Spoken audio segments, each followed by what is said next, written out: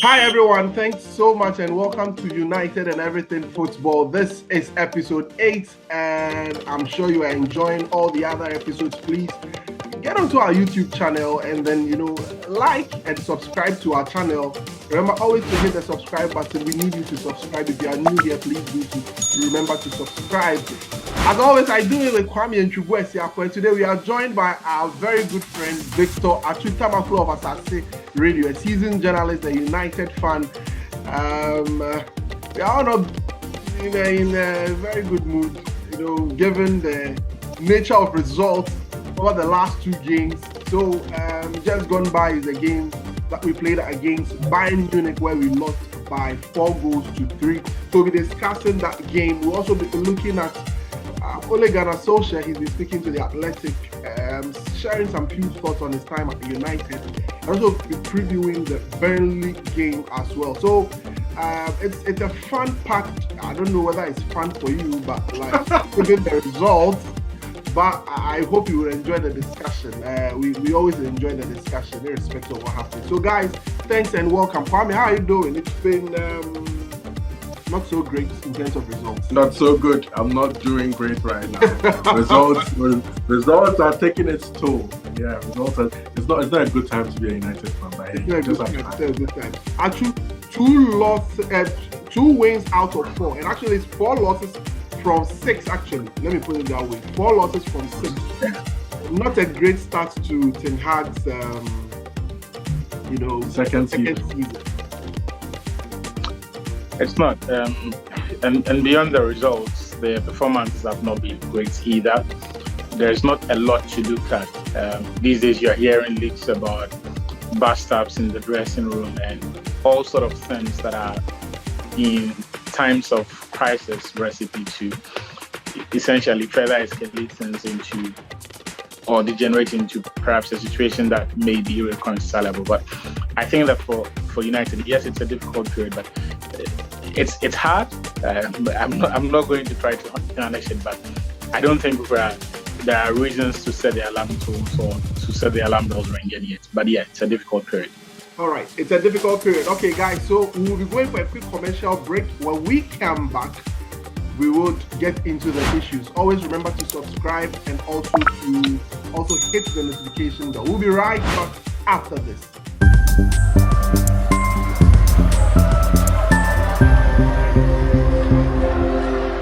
Okay, guys, we are back once again here on United and Everything Football. So over the weekend, we played against Brighton at Old Trafford, and our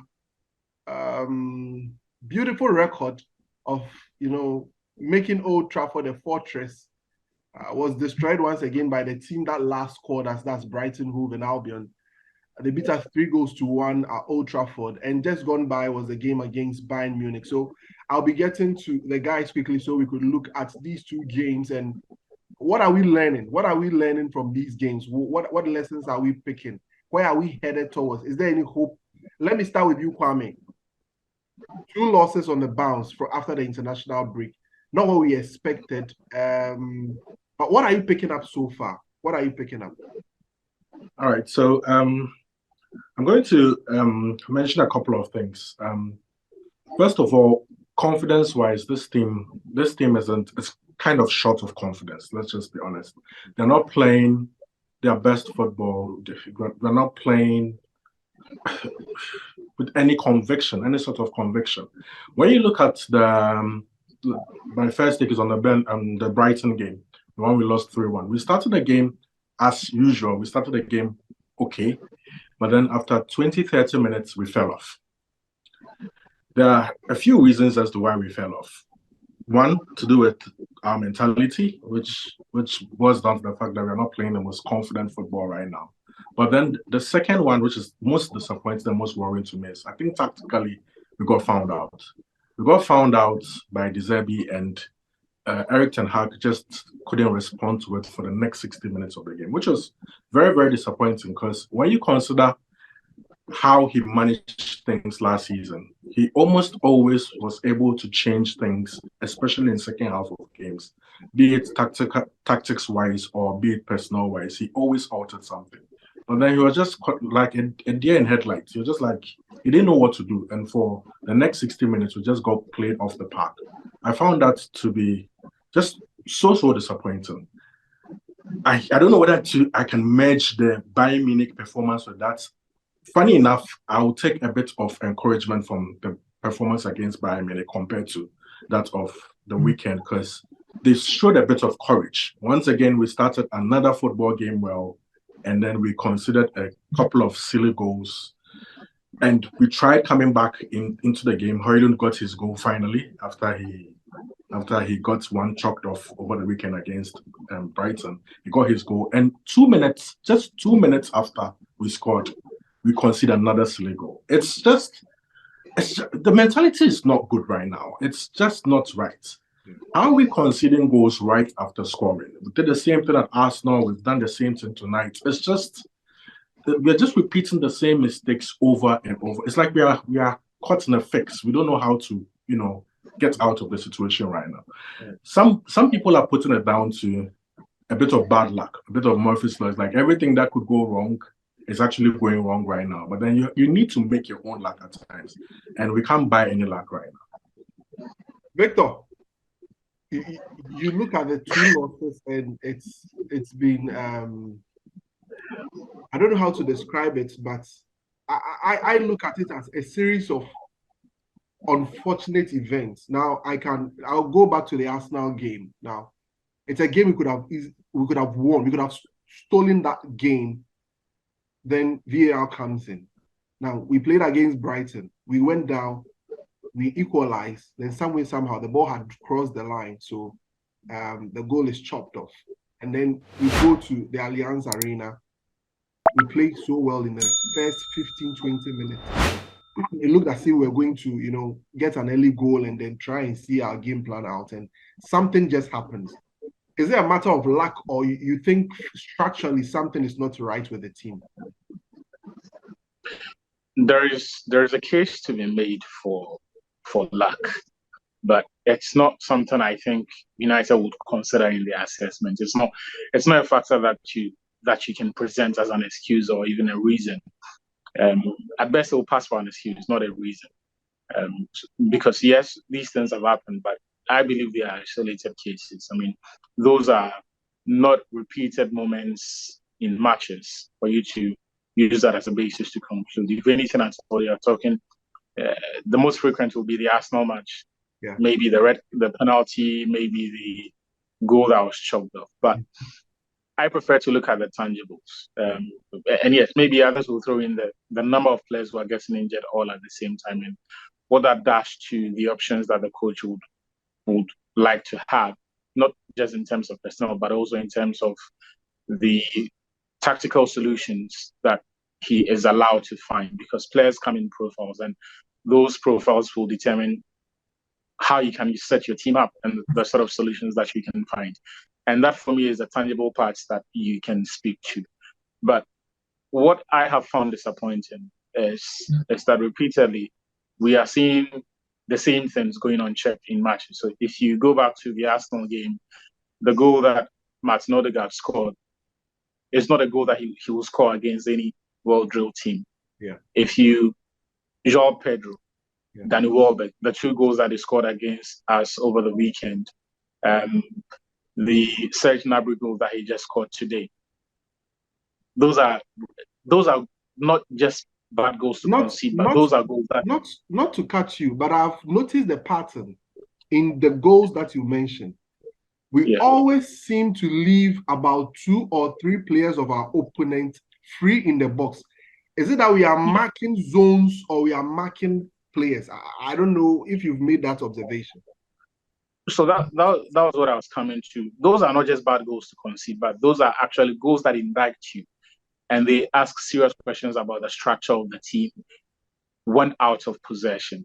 So the simplest thing that I think for viewers would understand has to be how they track third runs into the penalty area. Because for any good team, if you play with a double pivot, my simplest understanding of that is that you should be able to deal with some of these things, because then what it means is that when it comes to the central areas that you're defending, you at any point in time have got one player covering one angle, right? At least one of those.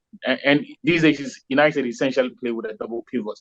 It might not be in the strictest of sense, but you see Eriksen, you see Casemiro playing the deepest of those two, of occupying the deepest spaces of United's midfielders when out of possession. When it is that within a space of 2 weeks, United have conceded about 5 goals from the same pattern. Yes. Arsenal, twice against Brighton, and then tonight, twice against Bayern. It is not by accident.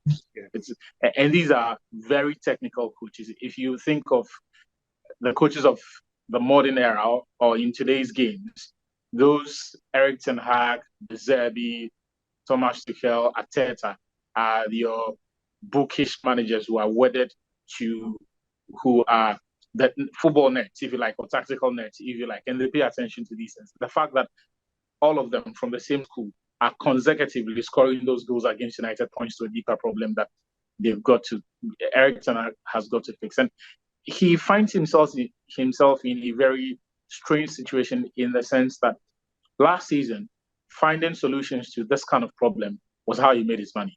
And so he did not exactly build a structure. He did not exactly build a team, but he managed on a game-by-game basis, finding solutions and often winning games with his in-game management and his tactical notes. And so you would find situations where in 3 consecutive games, United are probably going to field different setups, maybe the same players, but a different approach based on the questions that the opponents are going to ask of them. This season, though, the responsibility is different.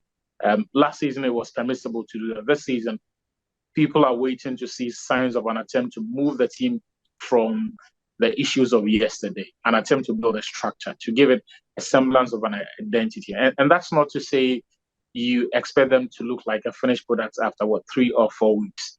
But the fact that there is no evidence of an attempt to build a team, but rather we're seeing the same problems all over and over again. And just to conclude, I saw some tweets from the journalist of Ghanaian ancestry, Kalanka, speaking about how you keep your stats on the ball immediately after scoring and you keep possession in order not to concede. It's a bit simplistic to hold those views because in today's modern era, teams like Bayern, teams like City, Brighton, they will press you into suffocation. So it's not just enough knocking the ball around, but you need to have a plan to retain possession, to circulate the ball, to be able to beat the press. And that for me is a deeper problem. So whilst you do not expect United to be the finished article that will be able to sustain possession and evade press for fun, in games like this, you expect they would have a plan to see out the game because there are a few scenarios that were guaranteed, which was that if United scored, Bayern were almost certainly going to try to respond immediately because this season, United have not exactly done well when opponents have responded to even the good spells that United have managed. They've also struggled to deal with the opponent's good spells. So, for example, if United concede, we've seen how quickly things fall apart for them. If I'm a manager of an opposing team, those are things that you pay attention to. And so that bit is a given. It's what United have got to do or are expected to do to stop the rot, if you like, is what is lacking. All right. And unfortunately, so far, it's not looking like the manager has got it on lock. All right. Okay. Kwame, what do we do then, given all our problems? I mean, they are very easy to identify, but it's becoming recurrent, which I feel it's getting quite worrying for a lot of fans. And I mean, like I said, you look at the pattern of goals and it's clear.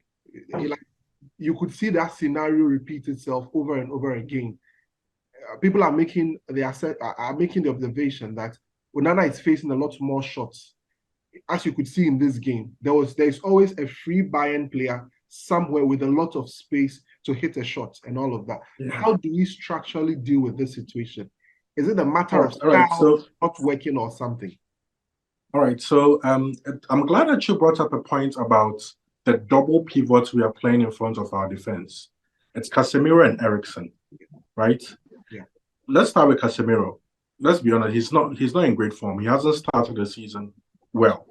But then, personnel-wise, I don't think Christian Eriksen is a good defensive player next to him. Yes. Fortunately, we've seen this week that a couple of players are due to return. Kobbie Mainoo has resumed training. I think Sofiane Amrabat is also on the pitch training and all that. I think if we get a couple of bodies back, because the squad is stretched, let's be honest. Yes.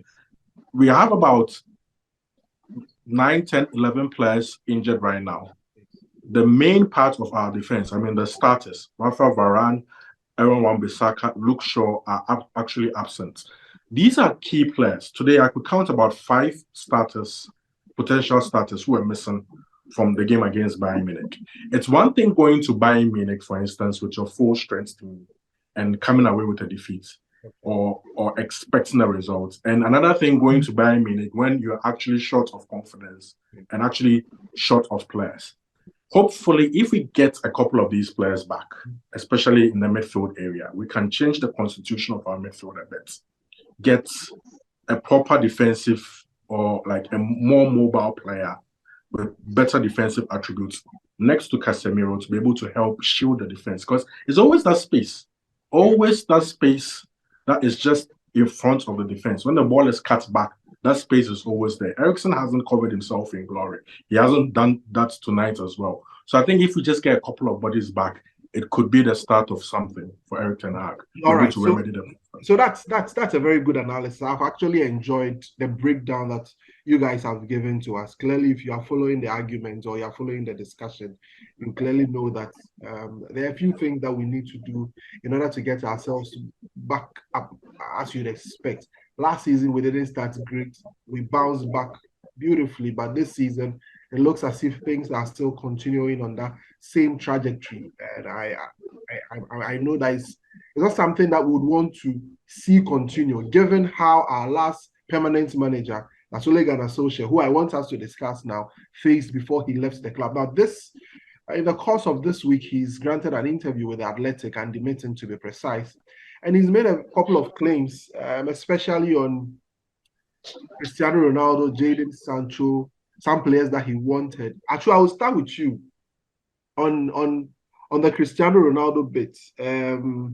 Given the circumstance, you all remember how this thing played out. He was on his way to City, some way, somehow. Sir Alex Ferguson, Rio Ferdinand, Ed Woodward, and everyone felt that he had a legacy to protect.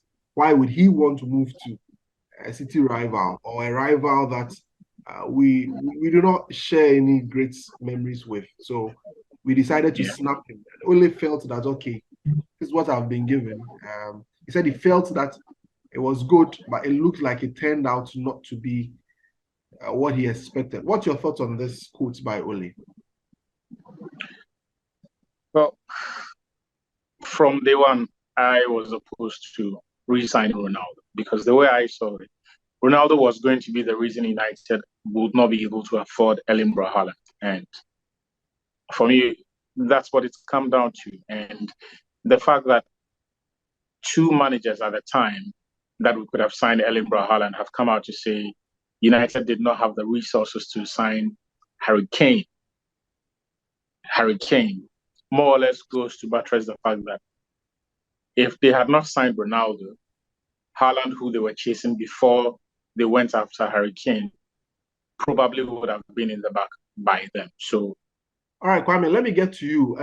On the Cristiano Ronaldo bit, I remember on our platform, a common platform we share, I was one of the few people who felt that this move isn't going to be great. It's clearly one that's going to have a very difficult effect on the club. You guys were so happy. I mean, having Cristiano Ronaldo back, the legacy that he's shared with the club and everything. But generally, what do you make of what Ole said in regards to that? All right. So, first of all, I want to commend Ole for actually that honest interview he granted Andy Merton, because it kind of cleared up a few things that fans were not privy to. And to be able to admit that Ronaldo was a mistake was actually a big thing, because this is somebody that he shared the pitch with. This is somebody who was a club legend of the club. You get it? To come out and say, despite the fact that at the time he was still one of the best scorers in the world, but bringing him to the club at that time ultimately was a failure. It speaks a lot about Ole Gunnar Solskjaer himself. On Ronaldo, it didn't work. He scored a lot of goals in his first season, but overall it affected the team's play. The team did not perform as well as it should. We did not win a trophy. We did not make the Champions League. And we all saw how it ended. The new manager came in and straight away he just felt, you know what, one of the best decisions I should make if I really want this thing to progress is to remedy the mistake that the former coach and the club made by bringing back a big player like Cristiano Ronaldo. So yeah, it didn't work. It just didn't work. It's unfortunate. We all caught in the euphoria and the excitement of the transfer, but then yes, ultimately in hindsight and everything, it just did not work out. It just did not work out. But you look at other issues that he mentioned, still on the transfers, players that he had wished would have joined the team at that time. Talk of Jude Bellingham, Erling Braut Haaland, and a couple of other players that he felt would have helped the team, get to the next level. What do you think might have accounted for that? All right. So every situation has its own merits, or every situation has its own stuff that actually did go on. If we are going to take each and every single one of them, I think we can come down to we can make more sense out of, for instance, Jude Bellingham. He just chose not to sign for Manchester United. Alex Ferguson had him on tour at Carrington and at the stadium and everything. We did everything possible to sign him. He just decided to choose a different project compared to ours. Ole Gunnar Solskjaer did admit that you just have to give credit to the guy for his decision. You can't really say the club did not do enough to be able to get Jude Bellingham in. On Erling Haaland, I think a lot of it has to do with, was it Mino Raiola at the time? Yes. There were certain release clauses and all sorts of, the deal was kind of complicated. And I think that did not work in our favor, considering the fact that we had Paul Pogba on our books and we're already having issues with Paul Pogba and his agent Mino Raiola at the time. So it's just unfortunate that we're not able to get those two star players. But then my issue with people making excuses out of managers not able to get certain players is, if you consider Ole's stock of signers, he signed about 13 players.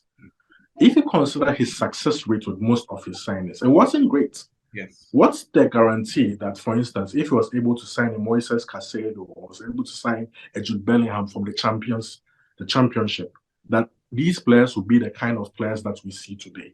I don't think that guarantee was ever going to be assured, because those guys may not have come into the team and started straight away. We probably would have had a plan for them to play probably Premier League 2 or loan them out to other clubs. We've seen how we've handled Pellistri and Ahmad. If Pellistri and Ahmad, for instance, had signed for a team like Brighton or a team like Borussia Dortmund, they'll probably be going for millions of pounds by now, because they'll be able to showcase their talent and show their worth. So I just don't buy into those kind of excuses. I mean, he was backed with loads and loads of money.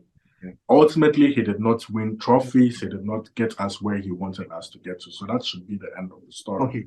Victor, we are hard pressed for time. So let's do this in 2 minutes. Your thoughts on everything Ole said in relation to how the club is structured and the ownership structure and how we run the club in general. In 2 minutes, let's deal with this quickly. There's no denying that Manchester United is a badly run club. If it was a well-run club with a proper technical structure, coaches would not have the kind of freedom they have to, at any point in time, be able to recommend and, in most cases, get the sort of signings that they want. Ironically, the only time that they had someone who actually had a history of building a top squad possibly one of the most impressive that we've seen in the last 8 or 6 years in Europe. They decided not to listen to him. And I say this because coaches the world over are all short-termists. If you ask them, they are thinking of the next match. They are thinking of the next season and the quality that the player will bring.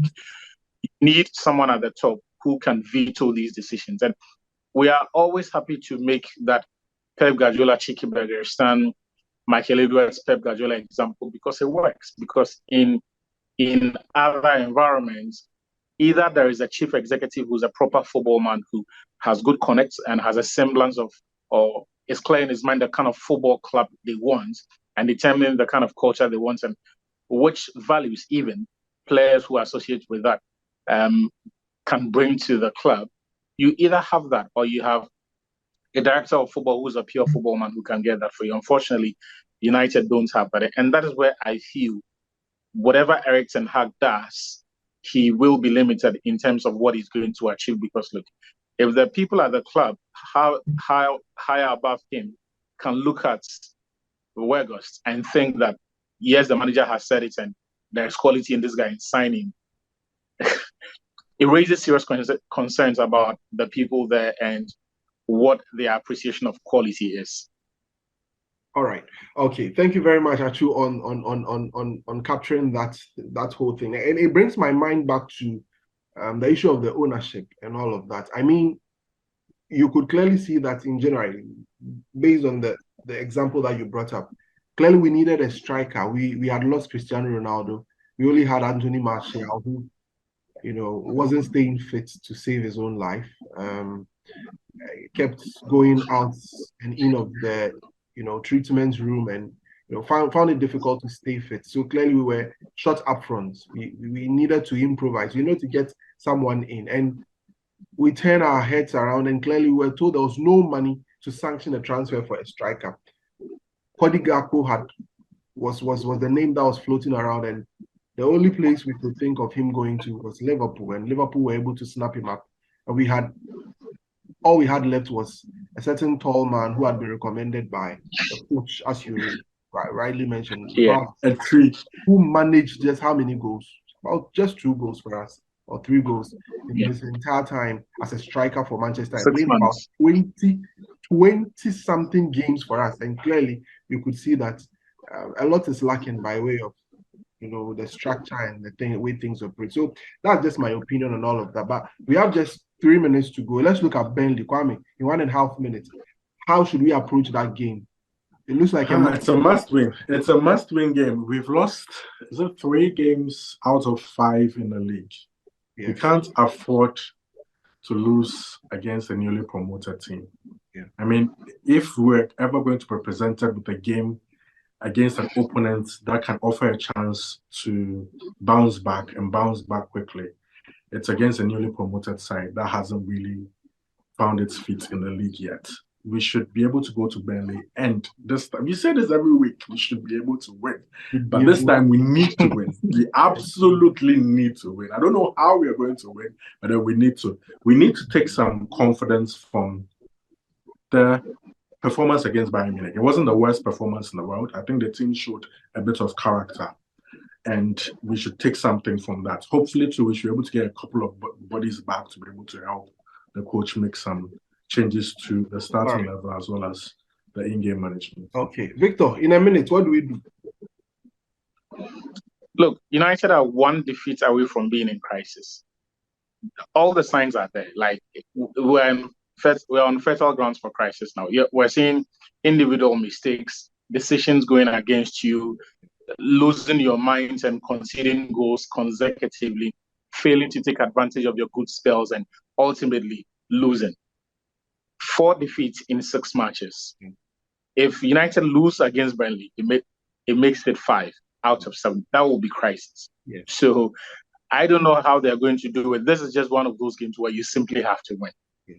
You have to win and restore some pride and confidence, and that's just what they have to do. I mean, if Ten Hag is unable to do this, okay, he'll start running out of crisis. Trouble.